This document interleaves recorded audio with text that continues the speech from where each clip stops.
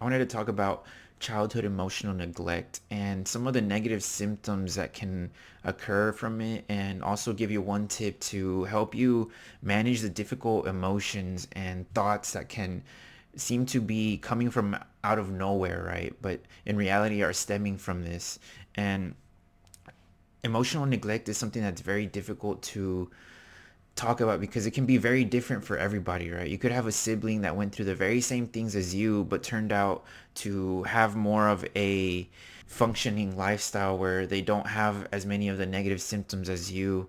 But in reality, they are also carrying that pain, but they were able to work through it in a different way than you did, right? And every kid is different. So what you needed could have been 10 times more than what your brother or sister needed, but at the same time the effects could also have been less. So that's just what I'm trying to get at, is that it's very different for everybody. And what emotional neglect is the very subtle way of demeaning the child, right? Of either expecting too much of them, like parentifying them, where they're expected to take care of their siblings, right? Give them lots of responsibilities and expect them to carry them out responsibly like an adult, as if they're supposed to know everything without ever being given any instruction or guidance. This can also morph into just expecting them to know everything already, right? Whether it's just teaching you something once and expecting you to have it perfect the next time, right? Or never actually going over more than just the basics. A second thing to look out for that counts as emotional neglect is when attention and healthy love is not present in the household, right? Or where these things are used as a weapon. They can be taken away, they can be minimized in exchange for you acting out or having a behavior that they want to change in you, right? So, for instance, it could give you the silent treatment or just ignore you for a week or two or a day, right? In order for you to kind of get the point of them being mad without them ever actually expressing it or talking about it or even trying to express themselves, right, in a healthy way. Another thing that happens is that they don't allow or even try and help you through difficult emotions, or you may have been even taught to just stuff them and keep them to yourselves, right? As and this is something that is very common in the Mexican American household as well.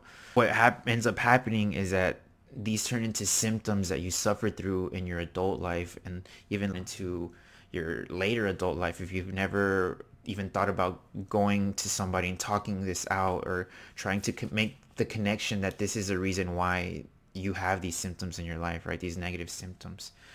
Some of the more common ones that I've personally seen is feeling like something's wrong, even though you can't explain it or put a finger on it, right? And it's just kind of like a minor depression, right? That just seems to spring out of nowhere whenever something doesn't go your way. Another one is feeling like you have no emotions when in reality you have years and years of stored and repressed emotions, and you're only able to let them out through anger or one emotion that you seem to be stuck on, right? Another one is trouble accepting kindness, a true warmth, any compliment or gift without feeling like you need to pay it back, right? It's kind of a way of having a difficulty of connecting with others' kindness because it was never given to you as a child you without expecting you to give them something in return, whether it was good grades, whether it was doing exactly as you were told. It's just a way of an ingrained behavior in you, right? That seems to transform and change as you age.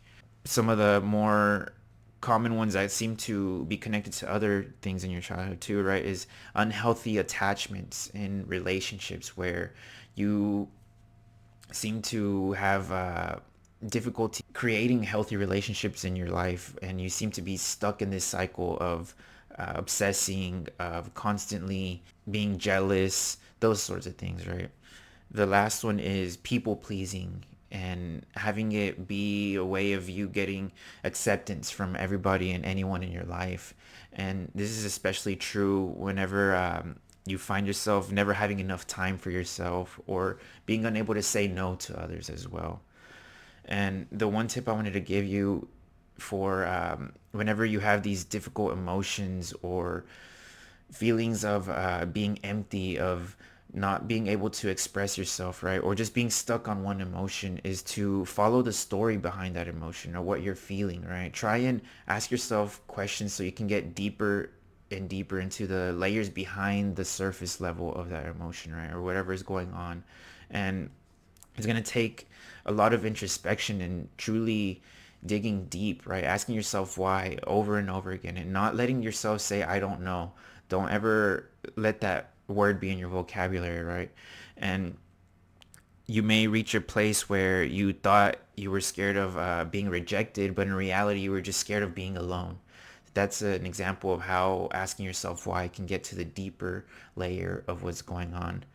So I hope that this enlightens and empowers some of you so you can start to dig deeper into yourself and try and get rid of these symptoms, right, that have been with you for so long. And don't delay in trying to get help, because it's something that can stick with you throughout your whole life, and it's something that doesn't just go away with by you ignoring it, right? It's just simply going to transform and change into more and more symptoms, more serious isolation, more difficulty creating healthy relationships, getting trapped in unhealthy relationships, and overall just feelings of emptiness. That's what this is all going to lead to if you don't do anything to help yourself get through this internal pain that you're carrying.